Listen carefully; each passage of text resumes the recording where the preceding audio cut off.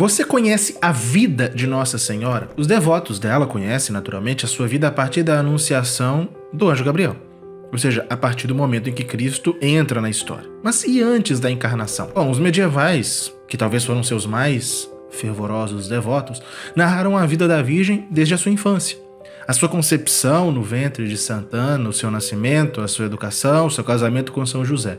É isso que nós vemos impresso nas catedrais com uma frequência impressionante. Conheça essas histórias no vídeo de hoje. Uma das mais famosas e completas narrações da vida da Virgem da cristandade é este vitral aqui da Catedral de Chartres, doado no começo do século XIII pelo conde de Champagne e pelos vinheteiros. A composição começa com São Joaquim subindo a Jerusalém para fazer sua doação anual no templo. E tendo a sua doação recusada pelo sumo sacerdote, sob a desculpa de que Deus não havia lhe agraciado com um filho, porque após 20 anos de casamento, Joaquim e sua esposa não tinham filhos. Humilhado, Joaquim se retira para junto dos pastores das redondezas. Ali, o anjo aparece e lhe anuncia que sua esposa Ana daria à luz a uma filha e que ela deveria receber o nome de Maria e que deveria ser consagrada ao Senhor desde a sua infância.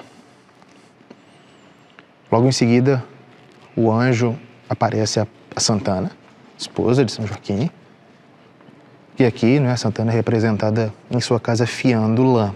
E o anjo lhe diz a mesma coisa que disse a Joaquim. No centro se vê os dois cônjuges se encontrando na porta dourada de Jerusalém, muito felizes com a boa nova.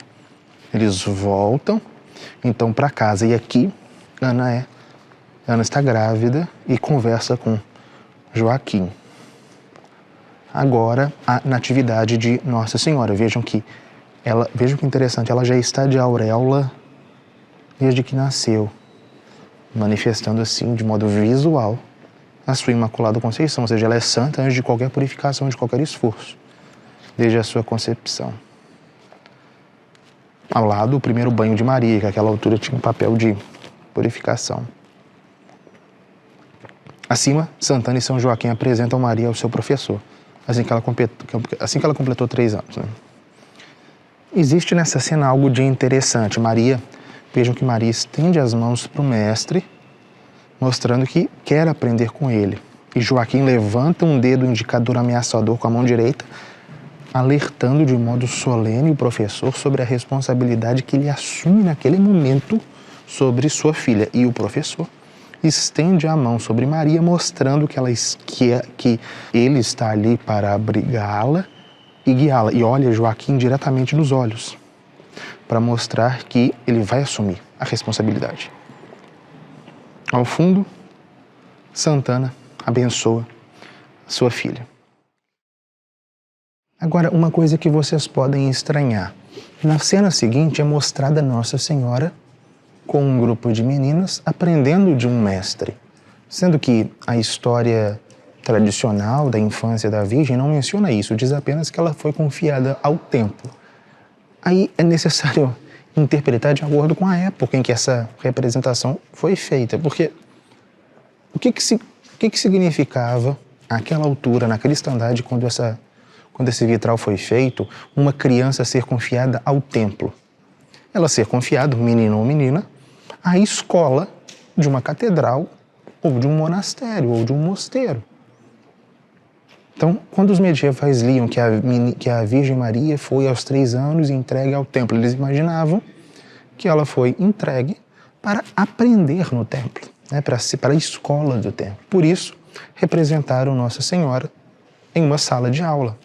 Inclusive, essa cena que nós temos pintada em vidro aqui na nossa frente é uma contemporânea representação do que deveria ser a escola de Chartres no momento da realização do vitral. Aí chegamos num momento dramático. Quando ela completou 14 anos, o sumo sacerdote quis casá-la, mas ela se recusou. O sacerdote, então, decidiu confiá-la à proteção de um homem da tribo de Judá. Todos os que fossem dessa tribo e não fossem casados deveriam se apresentar no dia seguinte no templo com uma vara No dia seguinte, no templo, com uma vara na mão. As varas seriam depositadas no Santo dos Santos e no dia seguinte devolvidas. E aquele que Deus tivesse escolhido veria sair da ponta da sua vara uma pomba. Foram devolvidas as varas, mas nenhuma pomba saiu. E veio um anjo dizer ao sumo sacerdote que ele havia esquecido no templo a vara de José. E no momento em que a vara foi entregue a José, uma pomba branquíssima voou pelo templo. Por fim, São José e Nossa Senhora se casam. E a partir daí começa a narração da infância, do nascimento da infância do menino Jesus, que nós já vimos na aula passada, mas eu gostaria de chamar a atenção para uma coisa. Vocês podem ver que entre o anjo Gabriel e a Virgem Maria se ergue uma flor. O que significa isso? Significa simplesmente uma menção à virgindade de Maria, representada pelo lírio, enfim, não, nada disso. Na Idade Média se cria firmemente que a Anunciação ocorreu na primavera, tanto é que se deu no dia 25 de março, e a primavera, no começo da primavera, e a primavera é o mês das flores. Ademais, São Bernardo diz que Nazaré significa flor. A cidade de Nazaré significa flor. De modo que São Bernardo pôde dizer no século XII que a flor, que é Cristo, nasceu de uma flor, que é Maria, na flor, que é Nazaré, na estação das flores, que é a primavera. Inclusive, a Catedral de Chartres é muito importante por guardar uma relíquia associada à Anunciação, que é a Santa Túnica, que, segundo a tradição, era usada por Nossa Senhora no momento em que o anjo Gabriel apareceu para comunicar-lhe que ela seria mãe do Filho de Deus. Essa relíquia ficava em Constantinopla até o final do século VIII, quando a imperatriz Irene doou essa relíquia para o imperador Carlos Magno. E desde o final do século IX, essa relíquia fica aqui na Catedral de Chartres. No vitral da infância de Cristo e da vida da Virgem, aqui da Catedral de Lyon, que remonta ao final do século XII, nós também vemos essa figura. Entre o anjo Gabriel e a Virgem Maria, nós vemos erguer-se a flor.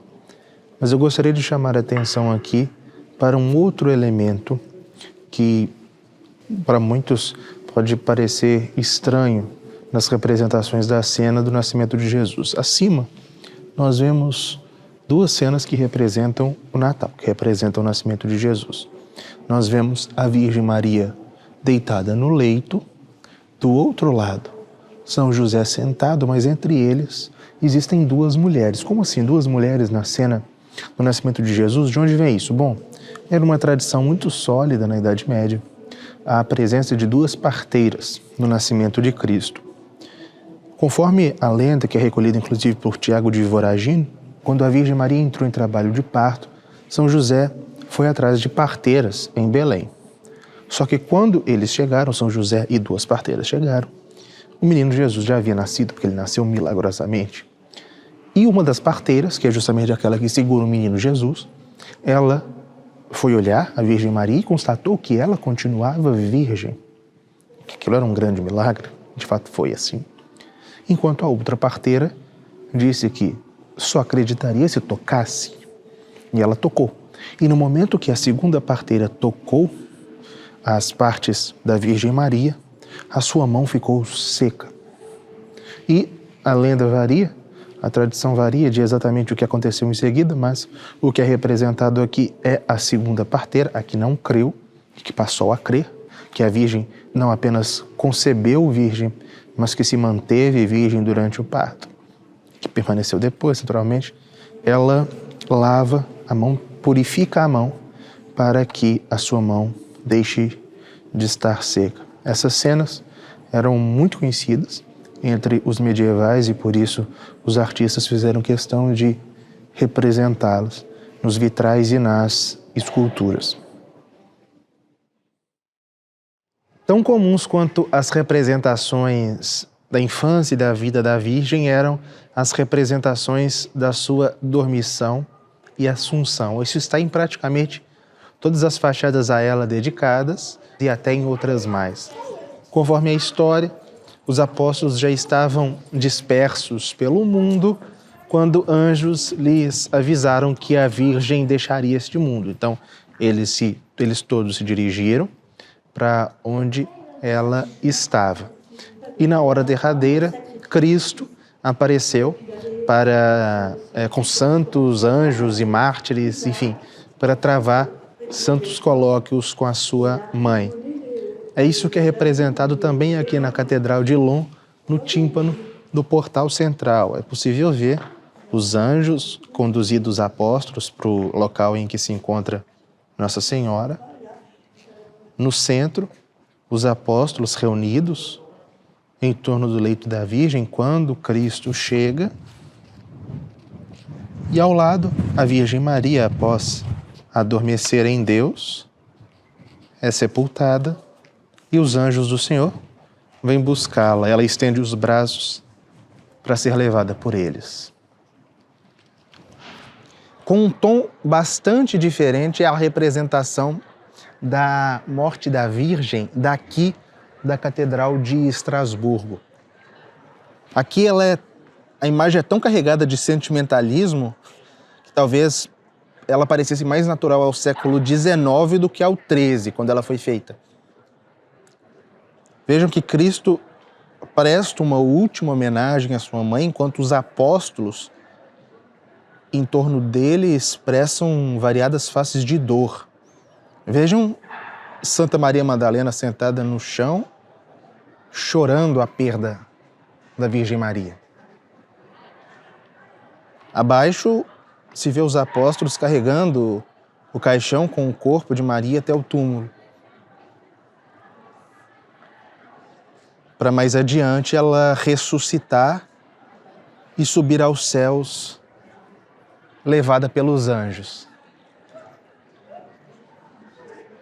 Mas talvez nenhuma representação da Assunção da Virgem supere do pórtico da Catedral de Bourges.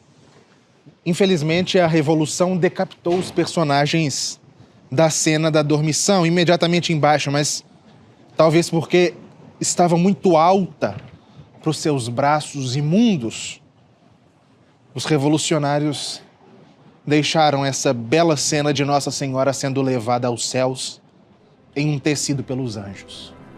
Esse vídeo contém alguns trechos de uma das 15 aulas do curso A Civilização das Catedrais.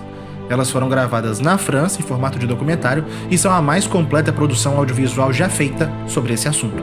Já existiu uma civilização plenamente católica e nós podemos conhecê-la em profundidade através da Catedral. Se você quer mergulhar no estudo desse tema, matricule-se no curso A Civilização das Catedrais pelo link na tela final ou na descrição ou no primeiro comentário fixado. Lembre-se, as matrículas encerram no dia 13 de junho. Espero você!